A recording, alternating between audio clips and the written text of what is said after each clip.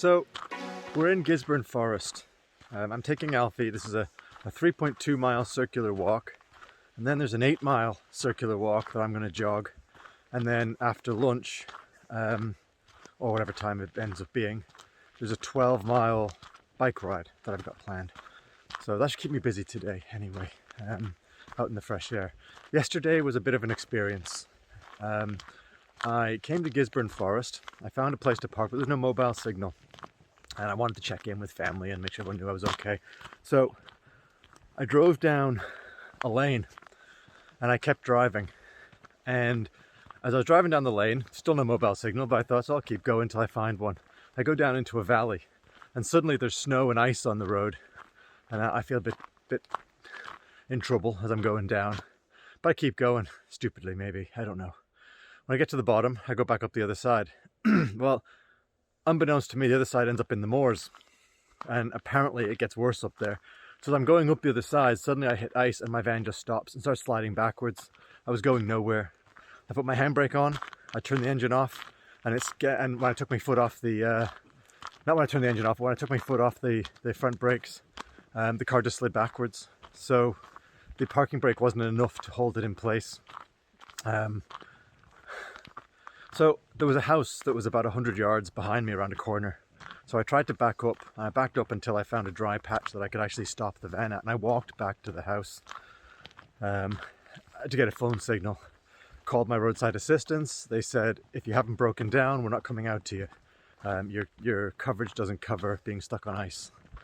Okay, so I didn't get a signal. So I went back to the car. And I backed up and I decided I'm going to have to turn around and try and go back up the other side. So I back into the driveway, there's a locked gate. So I'm backing as close as I can, and this young lad comes out. And he starts asking where I was going, where I'm trying to get to, what I'm doing. Completely unhelpful as far as actually solving the problem. And managed to turn myself around. And I go back down into the bottom of the valley and back up the other side. And I hit ice, and I'm going nowhere. So I back to the bottom of the valley, stop my car, on a place where there was a side lane, and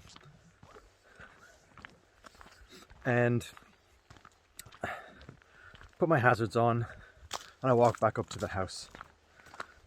And there's a locked fence and no one around. I'm calling out, but nobody heard me. So I jump over the fence. I go back to where I saw these guys in this barn. And I guess it must be two properties. I don't know exactly how the configuration of it works, but they're clearly separate and they don't know the other people. So I go to this house, knock on the door, they're all eating their dinner. And I say, I'm sorry to bother you, but you know, I'm stuck again down the other side. Do you know anyone with some grit or a tractor? They didn't know anything, so they suggested I knock next door. So I walk next door and I ring the bell. And this woman comes out. And she didn't know anybody. She said, the farmer, this isn't the farmer. The farmer lives down the lane, which is the lane that I was parked right next to. I asked, do you have a phone number? No, they've got an email address, but no phone number. So I said, okay. I'm about to leave. As I'm about to leave, the husband comes to the door and says, that you in the camper van? Don't ever jump my fence again. I'll let you out. I'm on the phone to the police now. They'll be here in a minute. So I thought, great. All the trouble I've had with the police lately, like I need another one. So now I'm getting agitated and upset. Not at them, but just upset at the whole situation. And so I actually explained to the woman my situation. Tell her why I'm living in the camper van, right? Why I'm here, what's happened to me lately. Very briefly, but you know, ultimately tell her. Her husband comes out and starts mouthing off at me again. She tries to calm him down. He wouldn't have any of it. So I left, jumped their fence, went back to my camper. I was going to walk down the lane to find the farmer, but I thought, well, if the police turn up and I'm not there, they could potentially tow my vehicle. Lo and behold, to me, there's no way they were towing the vehicle because the copper got stuck, but I'll get to that in a minute. So this copper turns up, and he's, you know, as you would expect, trying to call in my registration number. He has no signal. And I said to him, what do you need to know? I said, I'll tell you anything you need to know. He said, well, I need to confirm that you're telling me the truth. I said, well, I'll tell you, and then you can actually verify it when you get a signal. So he asked me my name, my date of birth, where I live. I said, well, I live here. I said, in my camper van. I said my home address is, and I gave it to him. And I said, but this is where I'm living at the moment. I said, I told him the story. I told him of the police, of the abuse, of the 2 previous arrests that turned out to be no further action, the rape claim, and yeah. And I think I got a bit upset when I was telling the story, because it's quite a difficult story to tell when you come off someone who seems to be a very strong, capable individual, and suddenly you've got this nightmare situation happening. Am I going the right way? I certainly hope I am. I haven't been paying attention, if I'm honest. So, as I'm telling my story, he starts becoming calmer, more agreeable, more empathetic, and friendlier. And then he says, so what's this argument with the farmer, right? And I told him it wasn't an argument. I knocked on the door for help, and the guy said, I'm calling the police. He said, okay. He said, you've had a difficult situation. He said, you've had a difficult time of it. I get that. He said, you're in your camper van. He said, that's fine. He said, you knocked on the door for help. He said, maybe we can help you.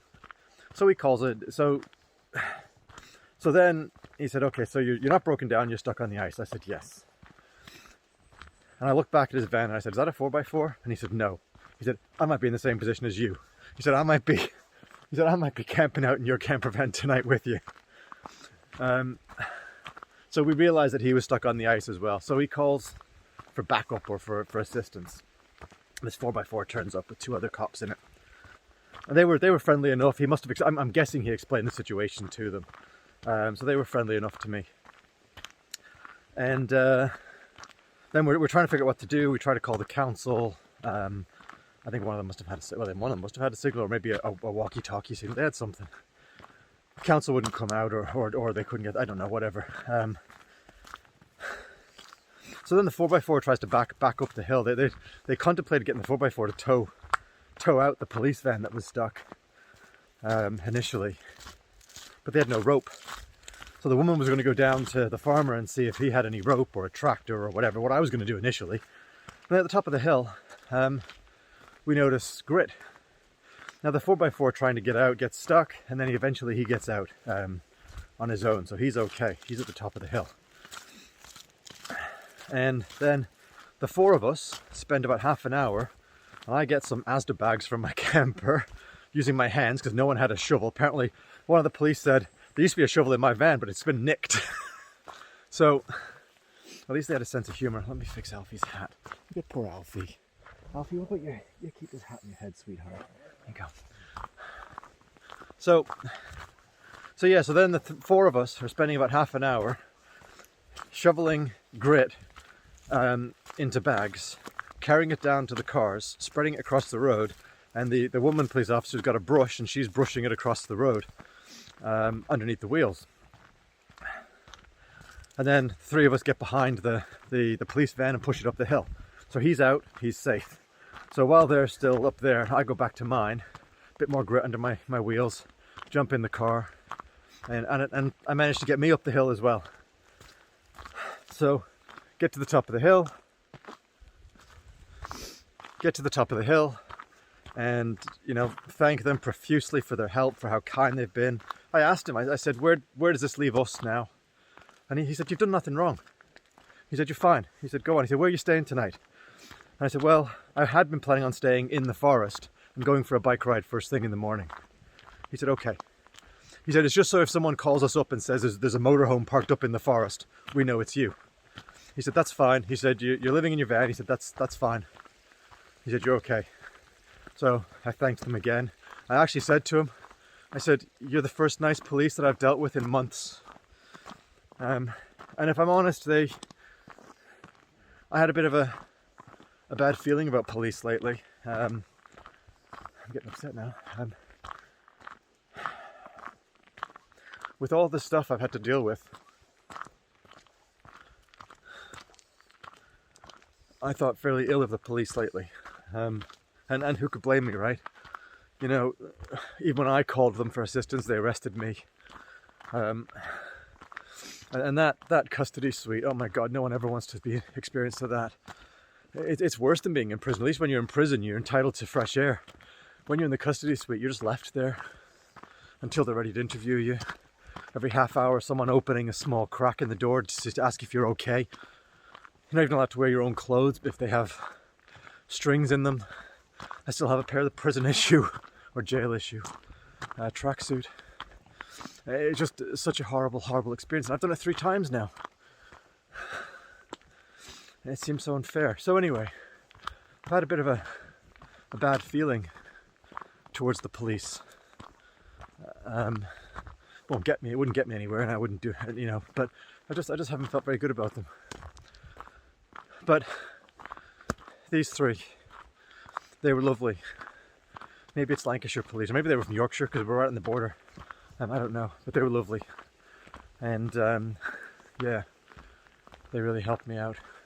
So here I am, 3.2 mile walk with Alfie, and then my plan is an 8 mile jog and a 12.5 mile bike ride today. Now, this way. It's so beautiful up here. Let's see if we can spin around.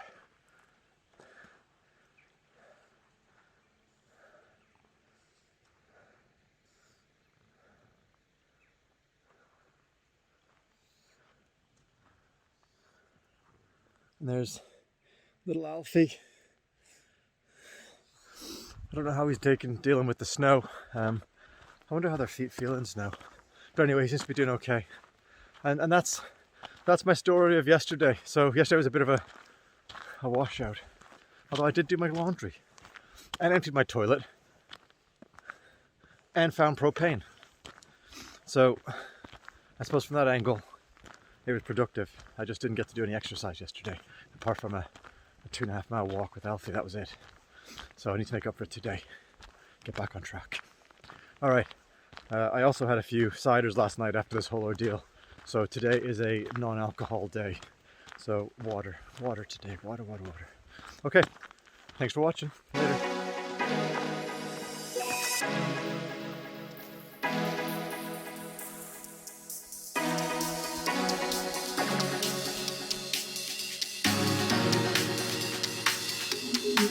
Yeah, that's easy for you, isn't it? You don't weigh anything. Come on, I'll fix your hat. I'm not coming there to fix your hat. Come on, I'll fix your hat. Come on.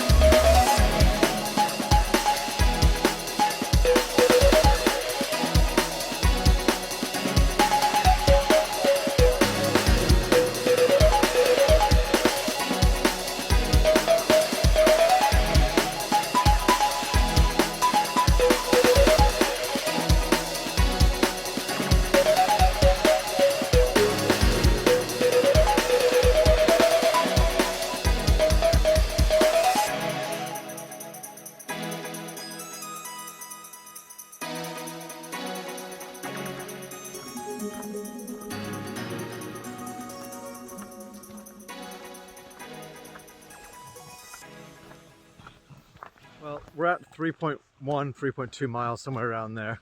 I just have to go back a couple of times to get Alfie, so I guess that'll add a bit to our journey. But we should be nearing the car park now.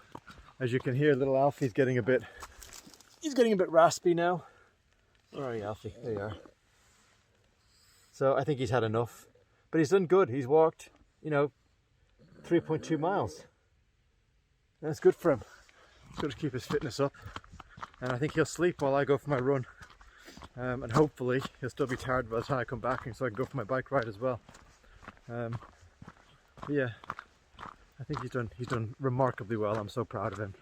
He's walked the whole way. I haven't carried him at all. Let's over here.